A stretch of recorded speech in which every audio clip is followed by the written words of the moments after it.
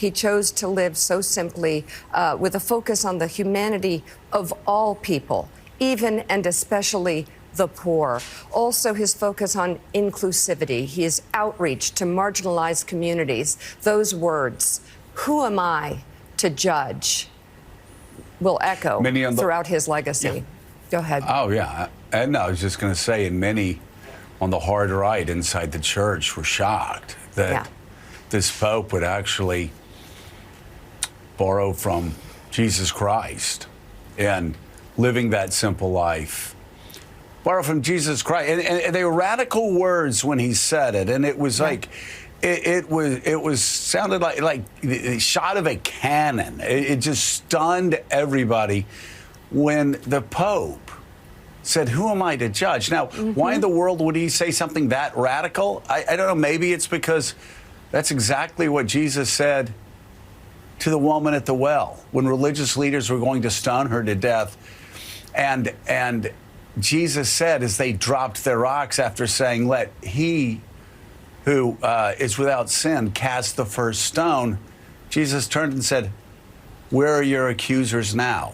Well, I also don't accuse you. Go and sin no more. And that's the thing. Mika, his legacy was remarkable in that Jesus reached out to those who were shunned by religious leaders in society, the lepers, the tax collectors, the sinners like the woman at the well. And with France's conservatives, many conservatives inside the church hated him for being Christ-like in that respect.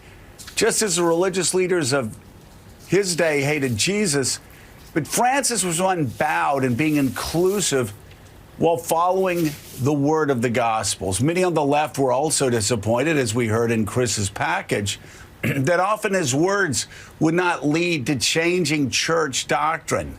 But even that approach mirrored Jesus, who did save the woman at the well, said he held no judgment toward her, and then said, "Go and sin no more." Pope Francis understood the importance of opening wide the doors of the church to everybody, to those who were judged, to those that Jesus opened his faith to. And it really was, Mika, it really was really radical for the time in which he lived. And now the big question is, moving forward, which direction does this church go back to? Does it go back to a legacy of doctrine and law over love and inclusivity? We will see how much of an impact Francis